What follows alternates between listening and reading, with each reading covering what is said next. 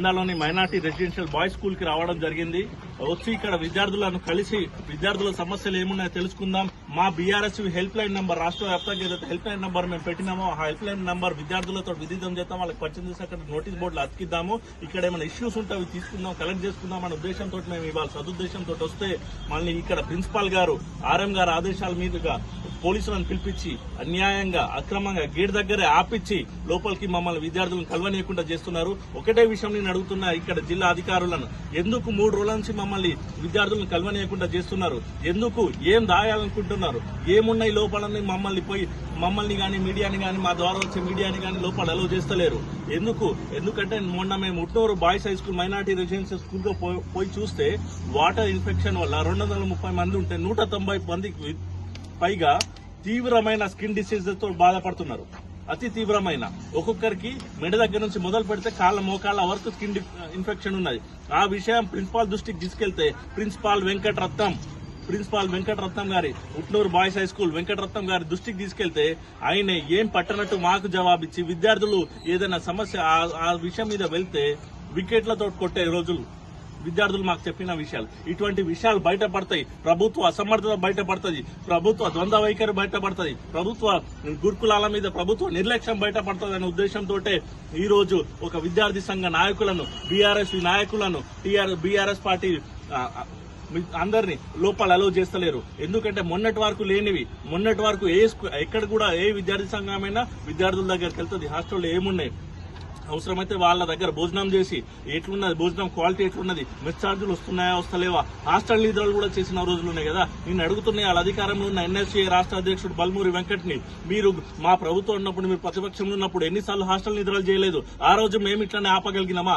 ఎందుకంటే అది ఒక విద్యార్థి సంఘానికి ప్రజాస్వామిక హక్కు. ఆ హక్కును మీరు కారాలాస్తున్నారు. ఎన్ని రోజులని ఇట్లా జరుగుతుంది? ఎందుకు ఈ రోజు మా బీఆర్ఎస్ జిల్లా అధ్యక్షుడు ధరణి రాజేష్ ని ఉట్నూరులో అరెస్ట్ చేసిండు? నిన్న మమ్మల్ని ఇచ్చోడాల అరెస్ట్ చేస్తారు, ఇచ్చోడాల 4 గంటలకు విడుదల చేస్తారు కేసులు బుక్ చేసి. ఇచ్చోడా నుంచి మా ధరణి రాజేష్ ఉట్నూరుకి వెళ్ళంగానే బస్సు దిగంగానే మళ్ళీ అరెస్ట్ చేసి పోలీస్ స్టేషన్ పట్టుకుపోతారు. పోలీస్ స్టేషన్ పట్టుకుని రాత్రి ఇంటికి పంపిస్తారు. మళ్ళీ వాళ్ళు తెల్లవారుజామున 7 గంటలకు వచ్చి మళ్ళీ అరెస్ట్ చేస్తారు. ఎందుకు ఇంత భయం బీఆర్ఎస్ అంటే? రేవంత్ రెడ్డికి ఎందుకు ఇంత భయపడుతున్నాడు? ఏం బయటపడతాయని 48 మంది విద్యార్థులు ప్రాణాలు అర్పించారు. అయినా మీకు తెలుస్తలేదా? అయినా మీరు సోయికి వస్తలేరా? ఇంకెంత మంది విద్యార్థులు ప్రాణాలు అర్పించాలా? మేము పోతున్నామని ఏ స్కూల్ పోతే ఆ స్కూల్ కి తాళాలు వేసేసి పోలీసులను అక్కడికి, అంటే పోలీసులకు వేరే పని లేదా? బీఆర్ఎస్ నాయకులు ఎక్కడ పోతుంటే అక్కడే ఉండాలా పోలీసులు? ఎందుకు ఇంత మీరు టైం వేస్ట్ చేస్తున్నారు? మేము వెళ్లేసి ఏదైనా సమస్య ఉంటే మీ దృష్టికి తెచ్చి సమస్య ఆ పరిష్కారం కోసం మేము పనిచేసేది. వేరే దురుద్దేశాలు మాకేం లేవు కదా.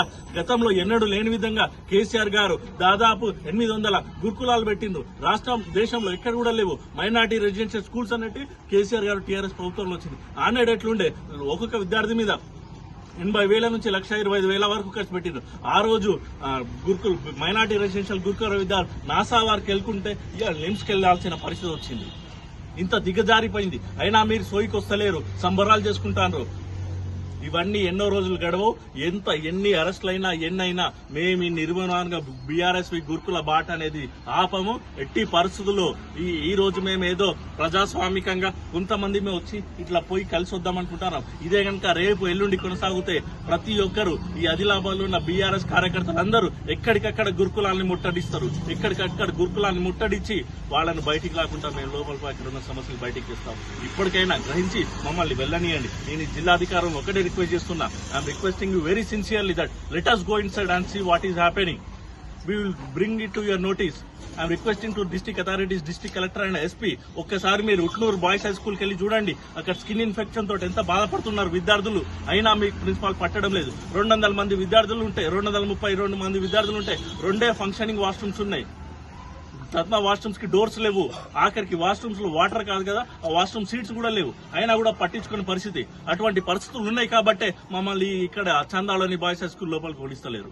కాబట్టి ఇదంతా మీరెన్న దాయాలనుకున్న రాదు, ప్రజల దృష్టికి వస్తుంది. మేము కూడా మా గురుకుల బాట నిర్మాణంగా చేస్తాం, ఆపుతాం. జై తెలంగాణ, జై తెలంగాణ, జై బీఆర్ఎస్, జిందాబాద్, బీఆర్ఎస్ జిందాబాద్, జై తెలంగాణ, జై తెలంగాణ, బీఆర్ఎస్ జిందాబాద్, బీఆర్ఎస్ టీఆర్ఎస్వి జిందాబాద్ టీఆర్ఎస్వి జిందాబాద్ టీఆర్ఎస్వి జిందాబాద్ టీఆర్ఎస్వి జిందాబాద్ జై తెలంగాణ జై తెలంగాణ జై తెలంగాణ జై తెలంగాణ కేసీఆర్ గారి నాయకత్వం వర్ధిల్లాలి కేసీఆర్ గారి నాయకత్వం వర్ధిల్లాలి కేటీఆర్ గారి నాయకత్వం వర్ధిల్లాలి టీఆర్ఎస్వి జిందాబాద్ టీఆర్ఎస్వి జిందాబాద్ జై తెలంగాణ జై తెలంగాణ